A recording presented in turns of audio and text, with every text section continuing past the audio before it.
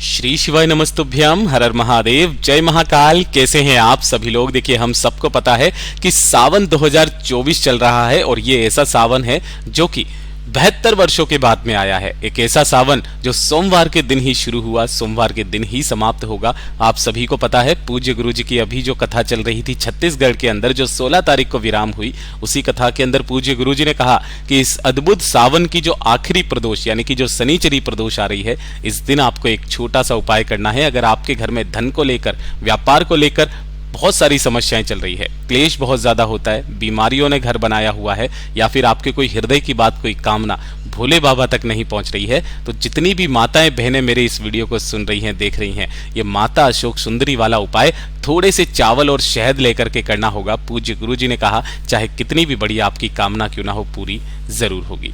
पूज्य गुरु जी की कथा से सुन करके और समझ करके पूरे उपाय को बड़े ही आसान भाषा में आपको बताऊंगा, परंतु उससे पहले आप सबसे एक छोटी सी प्रार्थना। जो लोग पहली बार आए हैं, चैनल को सब्सक्राइब जरूर कीजिएगा और वीडियो को लाइक करके देव आदिदेव महादेव का कोई सा भी प्यारा नाम कमेंट बॉक्स में लिखना मत भूलिएगा। इस पूरे वीडियो में हम 3 महा उपायों के बारे में बात करेंगे जो कि आपकी अलग अलग कामना पूर्ति के लिए सिद्ध होंगी, तो पूरे वीडियो को अंत तक जरूर देखिएगा। सबसे पहले बात करते हैं पहले वाले उपाय की। देखिए, पहला वाला जो उपाय है ना, ये माता अशोक सुंदरी वाला उपाय जो आपको करना है, किन लोगों को करना कि अगर आपके घर में धन को लेकर के समस्याएं हैं, पैसा बिल्कुल आ ही नहीं रहा है, व्यापार या कोई दुकान है जो घाटे में जा रही है, पहले ग्राहक अच्छे आते थे, अब ग्राहक नहीं आ रहे हैं, घर में धन नहीं बचता, अनावश्यक खर्चा बहुत ज्यादा हो जाता है। पूज्य गुरुजी ने तो यहां तक कहा कि अगर कोई कर्ज चल रहा है, कोई लोन चल रहा है जिसकी किस्तें तक नहीं चुका पा रहे हो, तो एक छोटा सा उपाय इस सावन की आखिरी प्रदोष के दिन करना मत भूलिएगा। आपको क्या करना है, इस तरीके से लेनी होंगी 11 बेलपत्र जो कहीं से भी खंडित कटी फटी ना हो। बेलपत्र नहीं मिलते हैं तो सावन के महीने में जब आप शिवालय जाएंगे तो शिवलिंग पर बहुत सारी बेलपत्र चढ़ी हुई रहती हैं, उनमें से 11 बेलपत्र लेना, सुंदर सुंदर सी, जो कहीं से भी खंडित ना हो, स्वच्छ जल से धोना। अब धोने का भी नियम, अगर किसी भी माता बहन ने उसके ऊपर पहले से कोई चंदन लगा करके रखा है, उस चंदन को भी आपको अच्छे से साफ करना है, यानी कि स्वच्छ जल से उन्हें धो लेना है। ध्यान रखना उसके नीचे की डंडियां आपको तोड़नी नहीं है। इस तरीके से आपको 11 बेलपत्र लेने हैं। आपको लेना होगा थोड़ा सा पीला चंदन, थोड़ा सा ही लेना होगा आपको लाल चंदन। इस चीज का ध्यान रखना, दोनों ही चंदन आपको लेने हैं। कोशिश करना कि अगर आपको ओरिजिनल चंदन मिल जाए तो बहुत अच्छी बात है। अगर आप मंदिर में जो रखा हुआ चंदन काम में लेते हो, वहां पर मंदिर में आपको पीला चंदन भी मिलेगा, लाल चंदन भी मिलेगा। काफी सारी स्त्रियां उसे घिस करके काम में लेती हैं। आपको एक छोटा सा काम जरूर करना है कि जब भी आप मंदिर का चंदन लें तो उसका 1 रुपया, 2 रुपया, 5 रुपया, 10 रुपया दान पट्टिका में डाल करके जरूर आए, उसका मूल्य जरूर दे करके आए, ठीक है। और साथ ही साथ 1 लोटा शुद्ध जल अपने घर का, बस। इसके अलावा आपको और कुछ भी नहीं चाहिए। अगर आपको करना है तो पूज्य गुरुजी ने कहा शिवालय जाओ तो एक दीपक जरूर लगा करके आना, ठीक है। इन सभी को लेकर के आपको भोलेनाथ के मंदिर पहुंचना है, शिवलिंग के पास। यहां पर आपको शिवलिंग के पीछे की तरफ खड़े हो जाना है। जब आप पीछे की तरफ खड़े होगे तभी आपका मुख उत्तर दिशा की तरफ हो जाएगा। यहां पर आपको उपाय करने का एक नियम, खास करके उस चीज को जान लेना। देखिए, यहां पर आपको पहले 1 लोटा शुद्ध जल समर्पित नहीं करना। जो आपने एक बेलपत्र लिया है ना, इस एक बेलपत्र की जो बीच वाली पत्ती है, इस बीच वाली पत्ती पर आपको एक लाल चंदन की बिंदी बनानी है ना, मां जगदम्बा के नाम की। यहां पर तो आपको एक लाल चंदन की बिंदी बनानी है। और जो ये नीचे की दोनों पत्तियां हैं, इन दोनों पत्तियों पर आपको पीले चंदन से, जो पीला चंदन लिया है उससे आपको एक छोटा सा स्वस्तिक बनाना है, दोनों पर ही, ठीक है ना। स्वस्तिक एक निशानी होती है घर में धन संपदा वैभव की वृद्धि करने के लिए, इस तरीके से बनाना है ना। जो 11 बेलपत्र हैं सभी पर आपको यही काम करना है।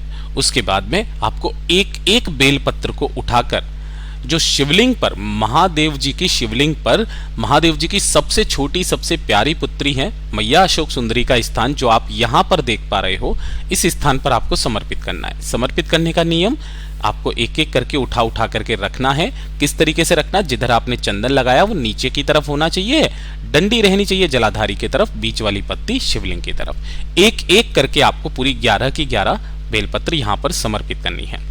समर्पित करके जो आपने 1 लोटा शुद्ध जल लिया है, अब आप यहां पर खड़े हुए हो तो आपके दोनों हाथों को आपको आगे तक लेकर के आना है। शिवलिंग पर जल नहीं चढ़ाना, यहां पर लेकर के आना है। लोटे का मुख आपको अपनी तरफ रखना है, ठीक है। और इस लोटे के जल को यहां पर जहां पर आपने बेलपत्र समर्पित किए हुए हैं, श्री शिवाय नमस्तुभ्यम का स्मरण करते हुए यहां पर समर्पित करना। समर्पित करते वक्त आपको इसी लोटे को अपनी तरफ इस तरीके से लेकर के जाना है ताकि जल की धार यहां से होती हुई माता अशोक सुंदरी से शिवलिंग तक पहुंचे और अंत में जाकर के जब यहां पर लोटा पहुंचेगा तो यहां पर आपका जल समर्पित होना चाहिए। यह जल चढ़ाने का क्रम है, पूज्य गुरुजी ने कहा।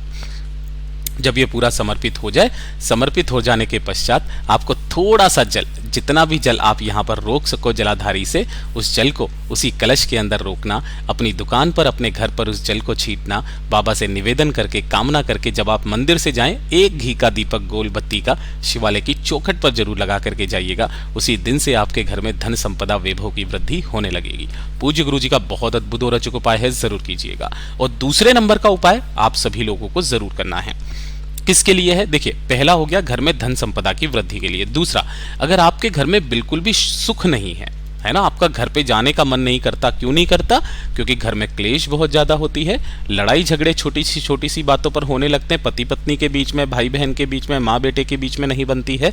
साथ ही साथ पूज्य गुरुजी ने कहा, परिवार में किसी तरीके की कोई बीमारियां चल रही है ना, या फिर आपके घर में बहुत ज्यादा दुख, बहुत ज्यादा कष्ट, एक के बाद एक परेशानी आती चली जा रही है। अपने घर के लिए इस वाले उपाय को करना मत भूलिएगा। और इस वाले उपाय को अगर घर की स्त्री करती है ना, इसी उपाय का उन्हें 100 गुना फल प्रदान होता है। इतना बड़ा महत्व है शिव महापुराण के अंदर स्त्रियों का। आपको इस तरीके से मात्र एक बेलपत्र चाहिए, इससे ज्यादा नहीं चाहिए। थोड़ा सा लेना होगा आपको शहद, है ना, और आपको गिन करके लेने होंगे 7 चावल के दाने। ये 7 चावल के दाने अक्षत होने चाहिए, पूर्ण, जो कहीं से भी खंडित कटे फटे ना हो, ध्यान रखना। 1 लोटा शुद्ध जल अपने घर का, बस सिंपल भाषा में आपको बताऊंगा, उसी तरीके से आपको ये उपाय करना है। ठीक है, अगर कुछ समझ में ना आए तो आप कमेंट बॉक्स में पूछ लेना। लेकर के पहुंचना शिवालय में, किसी भी समय पहुंच जाना, कोई दिक्कत नहीं है। जैसे ही आप यहाँ पर पहुंचेंगे, सबसे पहले आपको करना क्या है वो चीज ध्यान से सुनिएगा।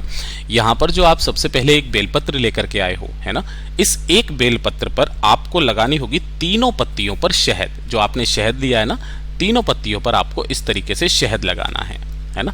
मैं यहाँ पर केवल हाइलाइटर से बना करके बता रहा हूँ, बाकी आपको चिकने हिस्से की तरफ तीनों पत्तियों पर शहद लगा देना। शहद लगा करके जो 7 चावल के दाने लिए हैं, बीच वाली पत्ती पर आपको रखना है। ठीक है, और जो आपका दाहिना हाथ है, ध्यान रखना, जैसे कि मान लीजिए ये आपका दाहिना हाथ है, ठीक है, इसके ऊपर आपको इस बेल पत्र को ऐसे रखना है। चावल के दाने ऊपर की तरफ होंगे, दाहिने हाथ पर इस तरीके से। अपना नाम बोलना, अपना गोत्र बोलना, ठीक है, नाम और गोत्र बोल करके घर की सुख शांति समृद्धि की कामना करके आपको इस बेलपत्र को उल्टा, मतलब अपने हाथ को ऐसे उल्टा कर लेना है और माता अशोक सुंदरी के स्थान पर उल्टा ही समर्पित करना है, इस तरीके से, है ना। ऐसे हाथ रखोगे, ऐसे की ऐसे ही समर्पित हो जाएगा। चावल के दाने बेलपत्र के नीचे पहुंच जाएंगे, गिरेंगे नहीं वो, क्योंकि वो शहद से चिपके हुए हैं। आपको हाथ अपना उठाना नहीं है, ऐसा का ऐसा ही रख देना है। रख करके हाथ को रख के और अपने हृदय की बात, अपनी कामना कहकर अपने हाथ को उठाना और जो 1 लोटा शुद्ध जल आपने लिया है वो भोलेनाथ की शिवलिंग पर समर्पित करना, श्री शिवाय नमस्तुभ्यम का स्मरण करते हुए। पूज्य गुरुजी ने कहा कि जो शिवलिंग से जल बह करके जलाधारी से नीचे की तरफ गिरे, उसी जल को ले जा करके घर के चौखट पर छींटना और इसी जल का सबको आचमन करा देना। आपके घर में सुख शांति समृद्धि बढ़ने लगेगी। बेवजह जो कलेश होती हैं वो सारी कलेश खत्म हो जाएगी। पूज्य गुरुजी का बहुत अद्भुत और अचूक उपाय है, जरूर कीजिएगा। और तीसरे नंबर का उपाय पूज्य गुरुजी ने कहा, कोई जरूरी नहीं है सावन की प्रदोष हो या कोई सी भी प्रदोष हो, इसका क्रम है 2 प्रदोष करने का, है ना।